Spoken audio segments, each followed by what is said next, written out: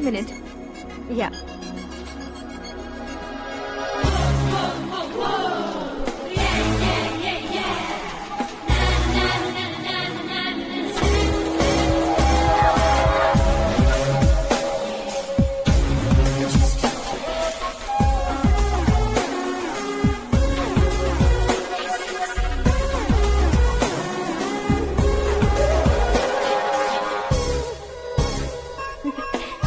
ये क्या, पुल पर तुम ये खूबसूरत फूल लेकर आई हो? तुम्हें थैंक्स बोलने के लिए आई हूँ। क्या थैंक्स? वो क्यों? तुम्हारी वजह से ही तो आकाश मुझसे मिला है। ये मेरी वजह से कहाँ हुआ? वो तो तुम्हारे प्यार के चक्कर में तुम्हारे पीछे यूरोप तक आया था। Crazy guy. एक्चुअली ऐसा कुछ भी नहीं हुआ था। उसने तुम्हें स्टोरी सुनाई थी। स्टोरी सुनाई? हाँ, वैसे प्यार करने के लिए स्टोरी सुनाए तो गलत है, लेकिन प्यार से बचने के लिए प्रॉब्लम नहीं है। यानी कि उसने जो कुछ भी कहा वो सब कुछ एक झूठ था। और ऐसे लड़के को तुमने हाँ कह दिया? ऐसा है, इसीलिए तो मैंने उसे हाँ कहा है। समझाती हूँ। उसके बारे में पता किया, फेमस होने के लिए नेता को पत्थर मारा, प्रमोशन मिलते ही मिनिस्टर को बीच सड़क पर छोड़ दिया, और तुमसे शादी रुकवाने के लिए मेरा नाम ले लिया। He is something. उसके प्रेजेंस ऑफ माइंड की दीवानी हो गई मैं। श्रद्धा, अक्सर हम लड़कियों के दिमाग में एक उम्र हो जाने तक कुछ क्वेश्चंस हमेशा चलते ही रहते हैं कि सुंदर लड़के से शादी करें या पढ़े लिखे लड़के से या पैसे वाले लड़के से। लेकिन आकाश से मिलने के बाद सारे सवाल के जवाब मिल गए कि अक्लमंद लड़के से शादी करनी चाहिए। यस, मुझे भी सारे जवाब मिल गए। मम्मी? हाँ? करण के घर वालों ने फिर से फोन किया था क्या? रोजाना दिन में 2 बार फोन कर रहे हैं। ओके कर दे क्या? कंफर्म उन्हें नो कह दो। मैंने आकाश से ही शादी करने का फैसला कर लिया है। लेकिन उसने तो ना कह दिया ना बेटी। पर मैंने अब तक हार नहीं मानी है। आप ही बताइए, क्या उसे मीरा के लिए छोड़ दूं? डैड को कब का सीएम बन जाना चाहिए था, लेकिन उसके डैड ने मेरे डैड को रोक रखा है और अब वो मेरी लाइफ में इंटरफेयर कर रही है। वो मेरा है, आकाश को मैं हासिल करके ही रहूंगी। बहुत हो गया, तुम्हारी बकवास नहीं सुननी है मुझे। यही कि तुम्हारी उसके साथ लव स्टोरी है। तुम्हारे लिए कैसे कैसे रिश्ते आ रहे हैं तुम्हें पता भी नहीं है। पता है डैड, मुझसे जिससे भी शादी करनी थी वो मेरी रेंज से बाहर था। ऊपर देखिए डैड, आपको ऊपर क्या दिखाई दे रहा है? रूफ। मुझसे जो शादी करना चाहते थे वो रूफ की तरह ही थे। वहाँ लाइट, फैन और फॉल सीलिंग के अलावा और कुछ नहीं होता। उनकी जगह आकाश हुआ तो वो बिल्कुल अपने नाम जैसा है। उसके साथ बादल मिलेंगे, बिजली कड़केगी, मौसम बदलते रहेंगे, life will be thrilling you know. वो प्लेटफॉर्म पर रहता है तो आप ही उसे एक अच्छा प्लेटफॉर्म दीजिए, जस्ट फॉर अ चेंज। उसकी औकात नहीं है कि वो तुम्हारा हाथ पकड़ सके। क्या अलग है उसमें? इंसानों में काफी चीजें कॉमन होती है, चाहे वो रंग में हो, दिखने में हो या पर्सनालिटी में हो, पर एक चीज कॉमन नहीं होती, और डैड वो है दिमाग। और आकाश के पास जो दिमाग है वो मुझे पसंद है।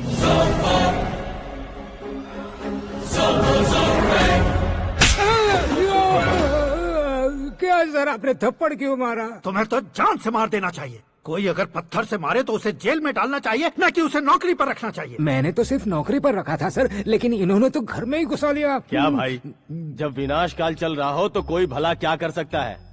वो तो एक हीरो एंट्री मारता है और लड़कियां तिल मिलाने लग जाती हैं। मुझे तो सड़क पर छोड़ गया था, इसे तो बीच में ही लटका दिया है। आफ्टर ऑल एक कॉमन मैन से ज्यादा कुछ नहीं है वो, लेकिन उसके लिए एक चीफ मिनिस्टर, होम मिनिस्टर और विकास मंत्री बैठकर पंचायत कर रहे हैं। अगर आप चाहें तो रातों रात उसकी कहानी खत्म नहीं कर सकते क्या? कैसे खत्म करूं मैं?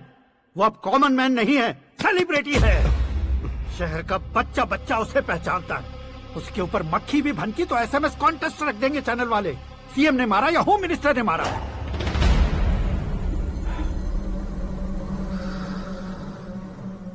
उसे हटाएंगे पर दिमाग से। सुरेश कुमार सर। शास्त्री को फोन लगाओ।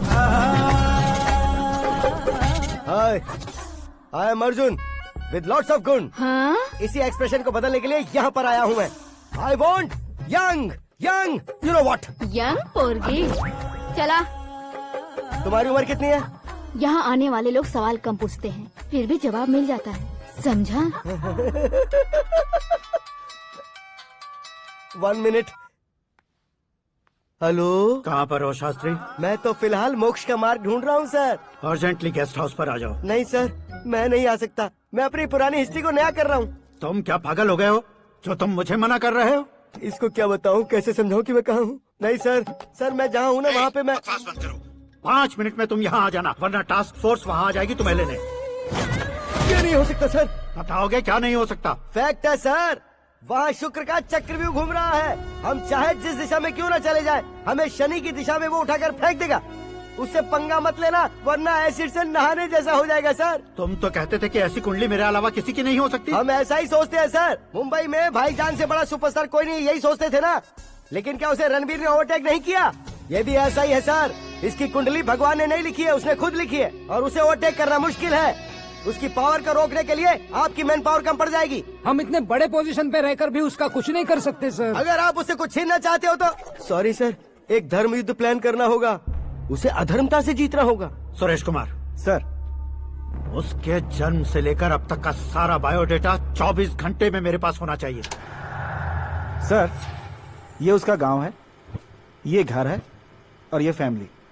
कंप्यूटर साइंस की डिग्री हासिल की है सर। टीवी पर क्रिकेट मैच देखने के लिए एक बड़ी कंपनी का इंटरव्यू भी छोड़ दिया इसने। पेपर में नाम पाने के लिए मिनिस्टर साहब को पत्थर भी मार दी। हाँ, वो देखिए सर, यहीं पर मुझे पत्थर मारा था सर। यहीं से उसका असली सफर शुरू हुआ और उसके बाद तो वो लगातार फेमस होता गया। उसके फैमिली मेंबर्स के बारे में बताओ। ये उसका बड़ा भाई प्रकाश नारायण और दूसरा भाई विकास नारायण। एक राजनगर के रेवेन्यू ऑफिस में है और दूसरा कॉलेज में लेक्चरर है। ये 2 भाभियां, ये उनके बच्चे, ये उसकी माँ सरस्वती देवी और ये उसके पिता जय नारायण। रुको रुको रुको,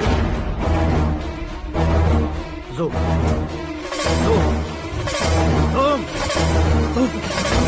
तो ये जय नारायण का लड़का है।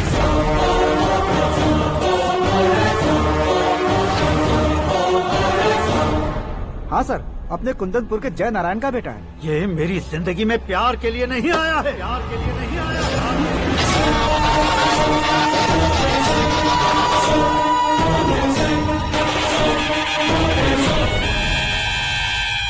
वो कोई प्रेमी वेमी नहीं है, सैनिक है। वो तुम दोनों को कुचलकर मुझ तक पहुंचाए कि मुझे कुचल सके। उसका शिकार मैं हूँ, निशाना मैं हूँ, गोल मैं हूँ। वो एक कॉमन मैन रहकर जो नहीं कर सकता, उसे सेलिब्रिटी बनकर करना चाहता है। अच्छा प्लान है। प्लान उसने किया, लेकिन उसे पूरा मैं करके दिखाऊंगा।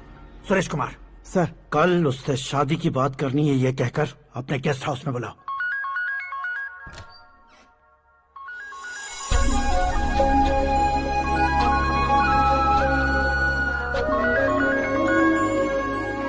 हेलो मीरा जी, सीएम साहब ने शौक दे दिया। कुछ देर पहले सुरेश जी का फोन आया था, हमारी शादी की बात करने के लिए कल सुबह 9 बजे गेस्ट हाउस बुलाया है। What?